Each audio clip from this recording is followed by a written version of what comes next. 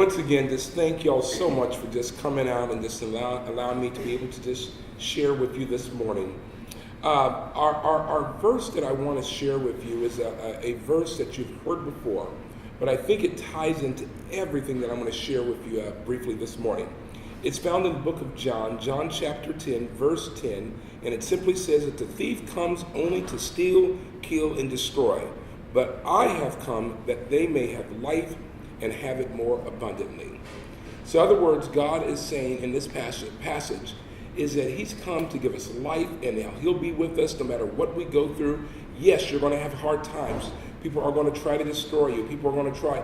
But the good news is that he says that he is the one that will give us life and energy. And so I love that. Now, some ask, now, Terry, how in the world did you end up in the military and your grades were so bad and all that crazy stuff? Well, let me explain this to you what happened.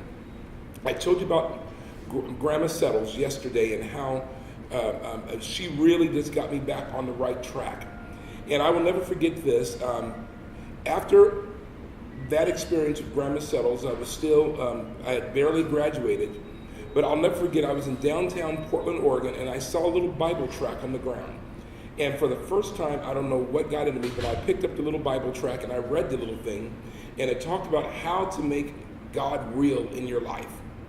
And it was three simple things. It said when you wake up in the morning, the first thing you do is that you just say, God, thank you for this day. Thank you for the life you have given me. The second thing it said is that you just ask God's help to help you be able to make it through that day. And then it said that at the end of the day, when you go to bed, you say, God, thank you again, and I ask you to help me not make the mistakes that I made that day. And it was just this little thing that said a 7-day challenge. And I always loved a good challenge, and so I decided to try those three simple things for those 7 days. And I'm just telling you, it really started to make a difference in my life. Now, the funniest thing that happened to tie all this together, how the military and all this stuff came about, is that as I shared with you the other day, our academy, our high school was located next door to a shopping mall. I told you about the hole in the fence, and I would sneak over there and charge people. Well, this one particular day, it was just towards the end of graduation. I was about to graduate because Grandma Settles and all that stuff. But I wasn't completely changed because I was still charging people to go over to the mall. Now, this one particular day, I'll never forget, this gentleman who is a physician in our hospital back in Portland. I see him probably once a week. And he was going over to the mall.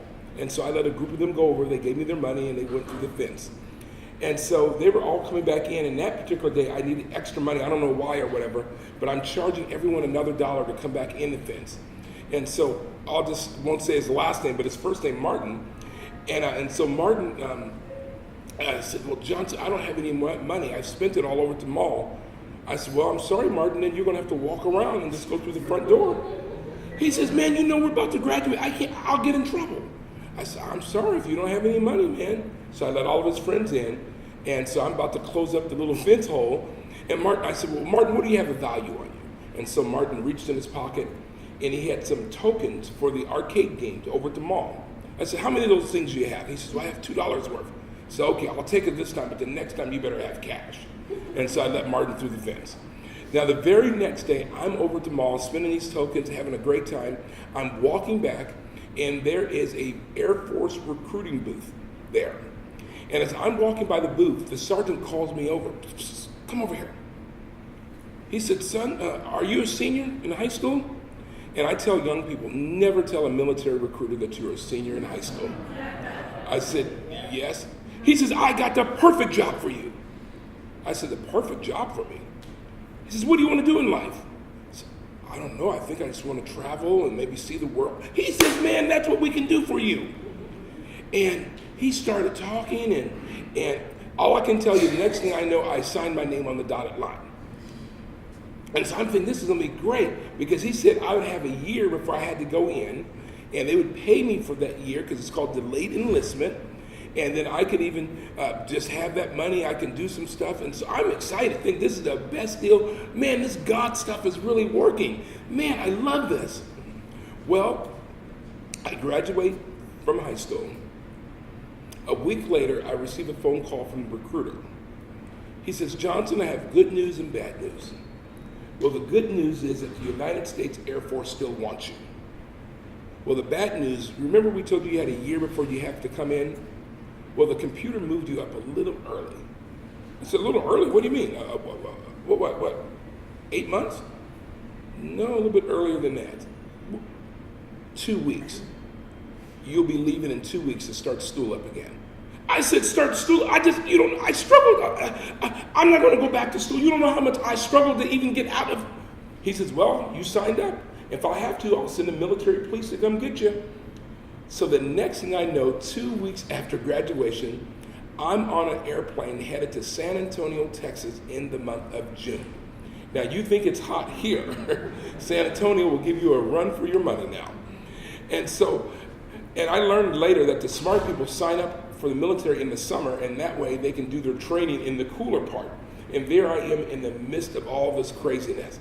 And I'm thinking, God, this can't be happening. I'm just struggled with school, and now I'm about to start school over again, and this just can't be happening.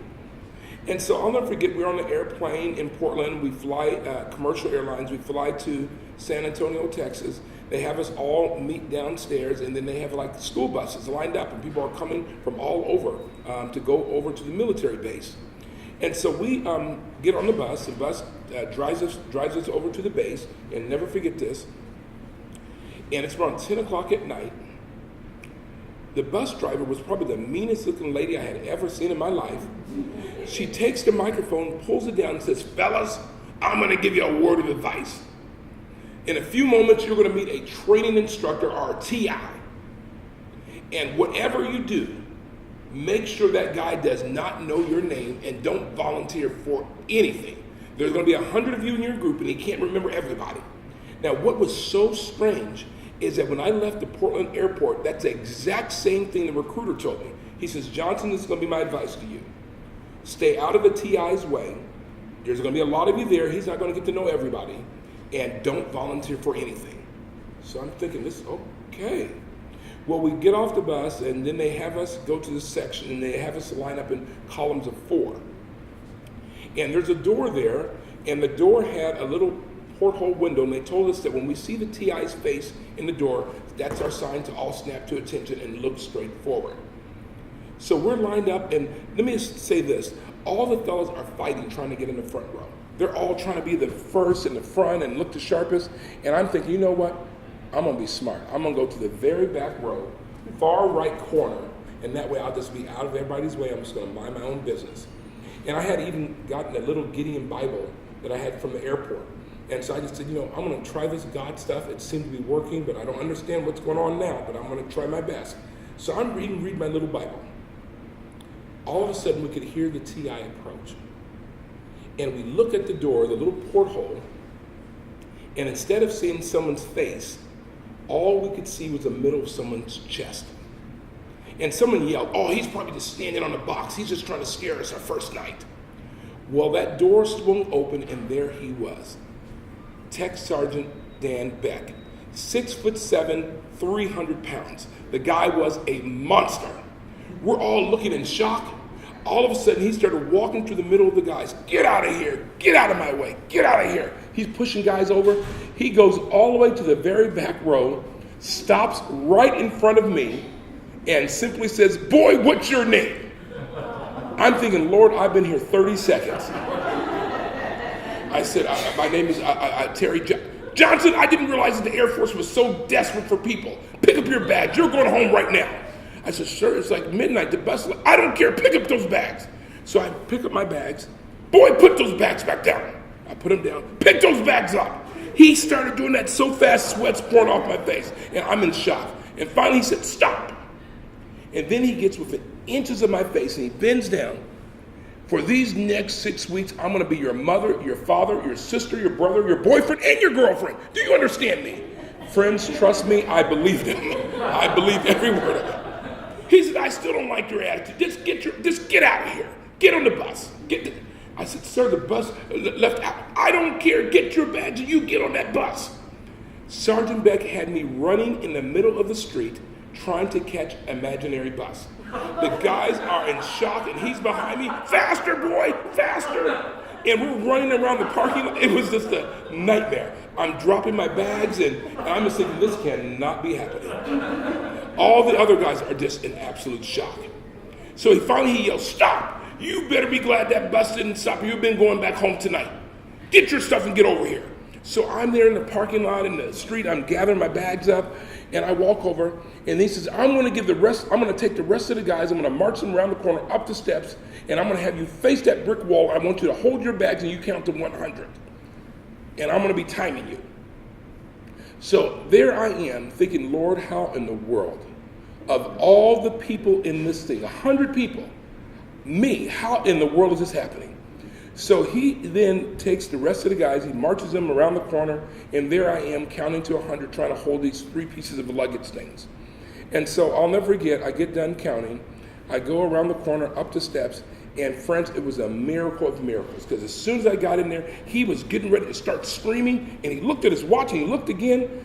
I had walked in on the very second on time. Now, if there's anyone with military experience or relatives or whatever, you may have heard of something called a shakedown. At least that's what we call it in the Air Force. And what that basically means is that they give you a list of stuff not to bring with you, but you have to take everything you own and dump it on the bed. And then the TI comes and he makes sure you didn't bring anything you weren't supposed to bring. And that's the first thing that they do. Now, he had already started looking through people's stuff since I was late, and someone had a little crucifix, a little cross. He started screaming, "I better not have any religious people in here. I tell you, you better not let me know." And so I said, you know what? I know I'm trying to do this God thing, but you know what, God, you're going to have to just wait. This guy kill me. And so since I was late, I had to go to the very last bunk, the very, very last bed. And I opened up my bag. And now let me just give you a history of this. I tell young people this all over the world. When they go away for school, if they go away with the military, please don't do what I did. I let my mother pack my bags for me. And mother knew that I was trying to be a better person. I was really, for the first time, trying to get God in my life. And so I'll never forget the very first bag that I opened up and I start dumping my stuff out. A Bible falls out. I'm saying, oh, good, Mom put a Bible in there. But then another Bible falls out. And another Bible. Mother put 5 Bibles in that bag. She was saying, oh, maybe some of the guys will forget their Bibles and Terry can give an extra copy. I'm in absolutely shock. I'm thinking that if he's mad about a crucifix, if he sees 5 Bibles, this guy's going to kill me. So I'm thinking, what am I going to do? I said, well, I'll just cover the Bibles up and maybe I'll spread them out on the bed, and that way he won't maybe see that they're all together. And so I opened up my next bag and I started dumping stuff out. And there's a little booklet called Steps of Christ. And it's just like a little booklet about Jesus. And what's so funny about it, it has Jesus knocking on the United Nations. And it's just a good little intro book. And so Mom had put 5 of those, 10 of those, 15 of those. Mom put 35 of those little booklets with Jesus on the cover. And she would say, oh, during lunch, Terry can hand them out to people, and it'd be good reading for people. And I am absolutely horrified now. Now I have 5 Bibles, 35 little booklets of Jesus. And friends, when I opened up my 3rd bag, I almost had a heart attack. Mom put a little commentary set in there. Well, maybe he'll have a difficulty with some of the Bible passages, and this could help. You would have thought I was there to be a missionary, honestly, if you saw all the religious stuff. And I'm thinking, this guy's going to kill me. So I'm in a complete sweat now. I'm not even making this up. In fact, when we wrote the book, they said, Terry, you know we're going to invest in it. I said, I told you this is exactly the way it happened. And so it was absolutely crazy. I'm thinking, now, what am I going to do? So I decided I'm going to wait till he's not looking. I'm going to gather as many books and Bibles that I can. I'm going to put them under the bed, and at night I'm going to put them all in the trash can. And I said, Lord, you're going to have to forgive me for throwing away Bibles and books and stuff. And so I'm waiting, and so he's looking through some of the stuff, and that's my chance. So I grab as many of the books and Bibles I could get. I'm about to put them under the bed, and all of a sudden I hear, Johnsson, what are you hiding down there? I knew you had drugs the first moment I saw you. So he comes running full force, think I'm hiding drugs, and he gets there and he stops.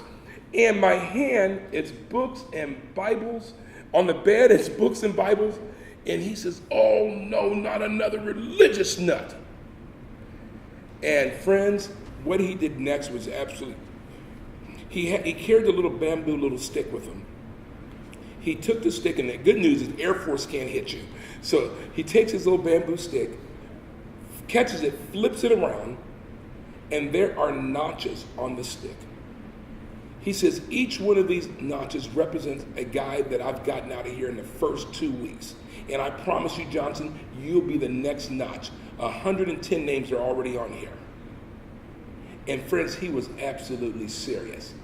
Now, later on when I became a sergeant, I understand what they do. What they try to do is that they have 100 guys that they have 6 weeks to train. So what they do is they take one guy and they make an example out of him and then get the other guys afraid. They don't want to be treated like that guy, and I was that guy. And all I can tell you is that he did everything you can possibly think of without hitting me. I mean, everything from waking me up at 2 in the morning, shining shoes, and then being ready for 5 o'clock drills. I mean, I could tell you this story after story. And he would always say the same thing. If you want to go home, Johnsson, that's all you have to say. If you want to go home, you can't handle this.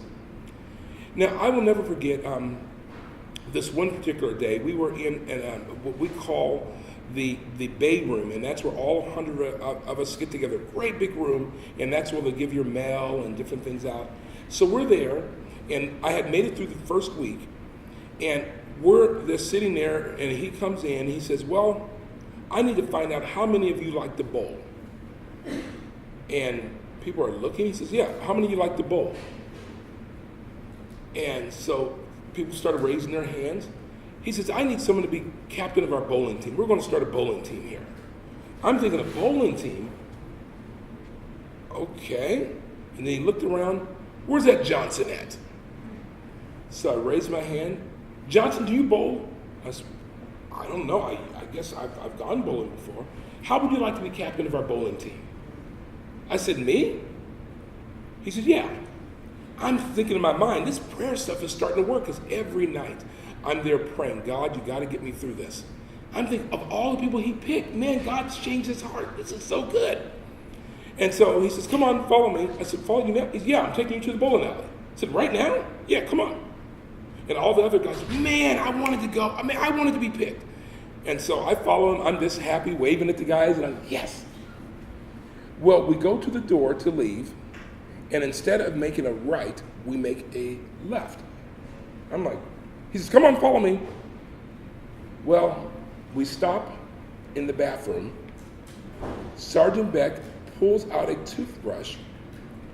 Johnsson, there's 30 toilet bowls here. Your job is captain of the toilet bowls. You will clean these bowls every single day with this toothbrush. I will come in with my white glove. If I get one speck of dirt on my hand 3 times, you are out of here. That became my job every day, cleaning 30 toilet bowls with a toothbrush, not making this up. But the craziest thing was this. It seemed like the more he would do to me, the more I would pray, and the more I would pray, the happier I would get. And that would make him even madder, because I'd be happy. There'd be times he would come in there, I'm cleaning the toilet bowl, singing a song. La, la, la, la, la, la, la. He says, Johnsson, you're singing? I said, yes, sir. You're the strangest guy I've ever seen. Yes, sir. And I keep on cleaning the toilet bowls. And do you know, in the entire 6 weeks, not one single time did he ever get any dirt on his white glove. A miracle of miracles. To me, that was one of the biggest miracles there. Now, I had made it all the way to week number 2. I'm still there. And so there goes his plan of trying to get me out within the first 2 weeks. But now, if you make it to week number 2, what happens is that they give you what we call a base pass. Because up until those first 2 weeks, you have to do everything as a big group. You march together. And a base pass is the first time that you can go anywhere you want on the base by yourself. And so they always hold it over your head. Hey, if you're not marching right, we're going to take your base pass away from you. Hey, you're late. I want to take that base pass in 2 weeks away from you. And so he finally made the announcement that everybody in our group received a base pass. So we were all excited that we had gotten our base pass and all this stuff. And then he said, and we're in the big day room, I'm going to hand out the passes now. So he's handing them out. He says, oh no, I just realized we're one pass too short. That means someone's going to have to stay here in the barracks all by themselves. How did this happen? Well, where's that Johnsson at? He's such a good Christian guy. And I'll never forget all the guys that left, and there I was, just the two of us. He says, Johnsson, this is your chance. If you want to go home, this is it. And I'll be honest with you, that was probably the lowest I felt in my military career. I'm thinking, here I am trying to do the right thing. Here I am for the first time trying to go by the books and trying to be honest, trying to do all this. And it seems like God's just making things worse. And maybe you've been in a situation like that, where you really are trying to do the right thing. But it just seems like the more you do, the worse it gets. And so I remember I went to my locker and I was getting ready to pack my stuff. I was saying, you know what, I'm out of here. I've given it a try. But then I could hear someone coming up the steps. And I knew for sure in my mind, at least, it was going to be Sergeant Beck. And then I was going to simply tell him, I'm gone. But instead of it being Sergeant Beck, it was my bunkmate. And that's a person whose bed is right next to yours. He did the strangest thing. He came in, he took his base pass, walked over to Sergeant Beck's door, sat it on the floor, then walked way over to where I was, and he simply said, Johnsson, you know what? At night, man, you're the one always praying for us. If we have problems, all the guys, we come to you and you pray with us and all this stuff. And I just decided if you can't go, I'm going to stay here with you. I said, you are? He said, yeah, I'm going to stay here with you. And before we could finish that, we heard someone else come up the steps. It was another guy, and then another guy. A group of 10 came in. To make a long story short, 35 guys came back. And they all did the exact same thing, sat their base passes down in front of Sergeant Beck's door and said, Johnsson, if you can't go, we're going to stay here with you. Because if you're the one, once again at night, you pray with us and you help us. And so we sat there and we had the greatest time in the world. We were laughing and getting to know each other, and they stayed there the whole day. Now, towards the end of the day, we heard someone come up the steps, and this time it was Sergeant Beck. And he was just whistling because I knew in his mind, he thought, I got him just in time, I can put that next little notch on my little cane there.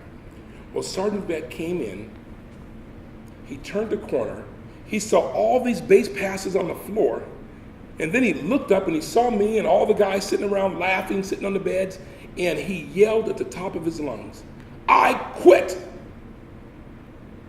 And we're like, okay, then he goes in his office and slams the door. And we're all in absolute shock. What did he mean he quit? What? And for the rest of the night, he did not come out of his office, his little room there. And we're explaining to the rest of the guys what happened. And well, the very next day, I'll never forget this, I'm walking by his office, his door's kind of cracked open. He looked up, he said, Johnsson, was that you? Get in here. So I come in, stand at attention, and shut the door. I shut the door and stand at attention. He says, now you're going to probably try to get me in trouble. You got all these witnesses of what I've been doing to you. You're probably going to go to the first sergeant. I'll probably even lose a stripe over this. But before you go and complain and get all these guys against me, I saw you all rallying together, getting your story and stuff together to get me in trouble. Just tell me one thing. Why are you so happy all the time?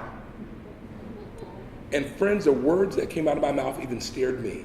I said, I don't know. Well, I think it's God. It's God. I don't want to hear that religious stuff. And he didn't use the word stuff, trust me. And I said, well, sir, I only can tell. And I started talking about God, the little Bible pamphlet thing that I found. I was trying to explain that to, get out of my office. I don't want to hear that. Threw me out of his office. The next day I'm walking by. Johnsson, get in here. And I would go in. Tell me again why you're so happy. And I would say some more, get out of here. And friends, this went backwards and forwards.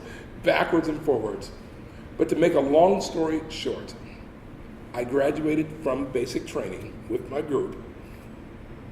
And instead of getting Sergeant Beck in trouble, I invited him to go to church with me that weekend of graduation. My mom had flown down. And so there in that church service, my mom sat on my left-hand side and Sergeant Beck sat on my right-hand side. Sergeant Beck said, I had not been in a church in over 13 years. And I can't believe this. You could have got me in trouble. Instead, you invite me to church? And the craziest thing afterwards, and so I graduated, and that was the end of it. Around a couple of years after that, I'm in the Denver, Colorado airport with a friend, and I'm always talking about what we call a slick sleeve. That's someone's right out of basic training. And so this slick sleeve walks by, And I said, yeah, hey, Ben, those are the guys I was telling you. We first get out, we have no rank. So we call the guy over, and I asked him, did you just get out of basic training? He said, yes. I said, what squadron are you from? He says, 01st. I said, 01st? That's my old squadron. Do you know Sergeant Beck? He said, that great, big, huge guy. I said, yeah. He says, we love Sergeant Beck. I said, you love Sergeant Beck? He's the greatest Christian TI you'll ever meet. I said, a Christian TI? He says, the worst thing he'll call you is meatball. The worst word out of his mouth is meatball. Well, friends, I believed in conversion after that. Now, I will end by saying this very last thing. Before I moved back to Portland, Oregon, around 3 years ago, I was invited to speak at this little church area, a little church group up in Massachusetts. And I'll never forget, I was there with them for the weekend, and we ended it Sunday night, the little program we were having. And the pastor said that they had a special gift they wanted to give me. And so I'm wondering, okay. He says, the only thing is that we have to blindfold you for this gift. And I'm not making this, I wish I could bring my PowerPoint to let you see these pictures. And so I said, okay. So his wife comes and they put a little blindfold on me. And I'm standing there on the stage, and all I could tell is people are laughing all around. And then all of a sudden I hear, Johnsson, what are you doing on that stage? I had to get there and kill you. It's Sergeant Beck. Sergeant Beck is now a Nazarene pastor. And he says, the reason I became a Christian was that black guy with that big mouth. That was the reason why I became this Christian thing. And since then, we did a speaking engagement together out in Texas. He invited some of his church members out. And I always think, if I would have tried to handle that situation my own way, of getting him in trouble and getting all the stuff together, it would have been a completely different outcome. And so that's why I leave here today with you. Maybe you are facing a challenge. Maybe you have a Sergeant Beck in your life. I don't know what that Sergeant Beck is. But there's some problem that seems so whatever, and maybe the Sergeant Beck is a person, maybe it's a situation. But friends, I just want you to leave here knowing, trust God. Give it over to God. God has come to give us life. He has not come to destroy us. And it's easy to trust him, like I said, when things are going good. But the true trust comes when you're facing those Sergeant Becks and you don't understand why it's happening. That's the time to hold in there even more. Let's bow our heads for a word of prayer. Dear God, once again, we thank you for the many blessings that you give us. And Lord, I know that we all face Sergeant Becks in our lives, whether it be a person or a situation, family member, but there's something that just doesn't make sense. It seems like the more we pray or the more we try to do, the worse it gets. But that is a time, once again, that we have to hang in there even more with you. We thank you, God, for the many blessings that you've given us, and help us to realize that you have come to give us life, and to give us life more abundantly. In your name we pray. Amen.